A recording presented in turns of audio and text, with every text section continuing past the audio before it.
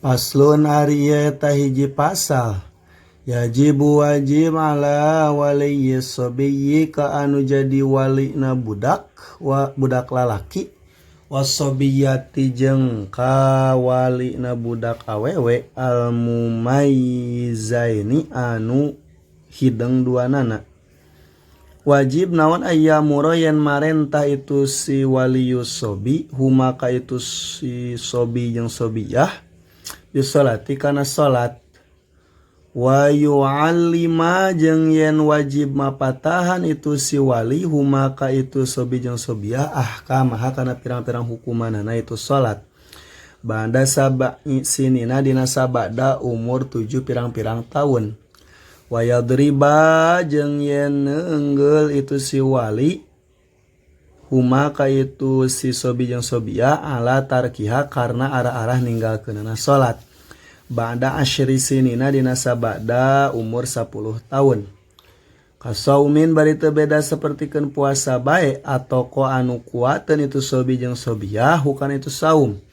wajibu sareng wajib di alaika itu si wali aidon kalawan deui naon ta'limu huma ngajarkeun ana itu sobi jeung sobiyah makana perkara yajibu anu wajib ieu ma alaihi maka itu sobi jeung sobiyah wa ma jeung kana perkara yahrumu anu haram ieu ma wajibu sareng wajib di ala wulatil amrika anu jadi pamarentah naon qatlu tarikis sholati maehan jalma anu ninggalkeun salat kaslan barianan kedua ilam yatub lamun mate tobat itu si tarikus shalah wa hukmuhu jeung ari hukumanana itu si tarikus shalah muslimun eta teh muslim wajibu sareng wajib deui ala kulli muslimin kasaban-saban jama muslim naon amru ahlihi marentah ka ahlina atawa ka keluargana itu muslim biha kana itu salat wajeng wajib naon qahruhum maksana itu ahlun wajeng wajib di naon ta'limuhum ngajarkeunana itu ahlun itu keluarga arkanaha kana pirang-pirang rukunana itu salat wa syurutoha jeung kana pirang-pirang syaratna itu salat wa mubtilatiha jeung kana pirang-pirang pambatalanana itu salat kulliman jeung jeung wajib marentah jeung maksa kasaban-saban jalma qadaro anu kawasa aya si muslim alaihi kana itu amrun atawa qahrun min ghairihim ti liyana itu ahlun. Paslun ari eta hiji pasal wayan an qodoyun kidu wayun kidu sareng matak ngabatalkeun al wudu'a kana wudu naon ma perkara kharaja anu kaluar ieu mah minas sabilaini tina palawangan dua goirul mani anu salianti cai mani wa jeung matak ngabatalkeun kana wudu naon masuku bulil adami nyabak bubuleud nyabak kubulna anak Adam gitu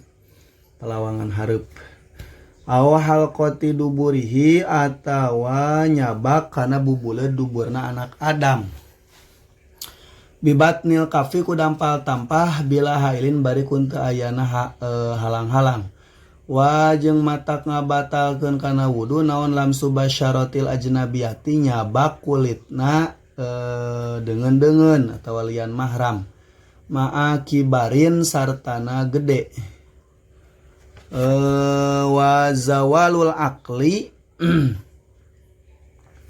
wajeng matak ngabatalkeun kana wudu naon zawalul akli ilangna akal lah henteu matak ngabatalkeun kana wudu naon naumu qaidin sarena jalma anu diuk mumakinin anu netepkeun mak adahu kana tempat diukna ieu si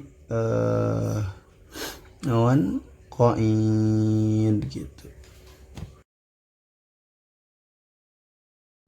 Paslun ari eta hiji pasal yajibu wajib naon al istinja'u bebersih min kulli rotbin tina saban-saban babaseuh khorijin anu kaluar ieu kulli rotbin minas sabila ini tina palawangan dua goiril maniyi anu salian ti cai mani bebersihna teh kunaon bil maiku make cai ila ayat hurona pikayen bersih naon amahalu tempatna Yamsaha atawa wajib yen ngusap si jalma hukana itu kulirot bin atau karena itu mahal gitu. Bisalah si masahatin kutilu pirang-pirang usapan au aksaro atau ku anu leuwih loba gitu. Ila ayan ko nepi kayen bersih nu amahlu tempatna. Wa in baqiya jeung lamun manye sanaon al asaru tapak biqoliin ku anu ngudar tohirin tur anu suci jamidin tur anu teas goiri muhtaromin wa in baqiya sok sanajan nyesa meureun gitu. Jadi in goyah. Wa in baqiya sok sanajan nyesa naon asaru tapak biqoliin musabna teh biqoliin ku anu ngudar tohirin tur anu suci jamidin tur anu teas goiri muhtaromin tur anu henteu dimuliakeun ku sara gitu. Min goirin tikolin tina henteu punduh pindah wa qabla japapin jeung tina samemeh garing gitu.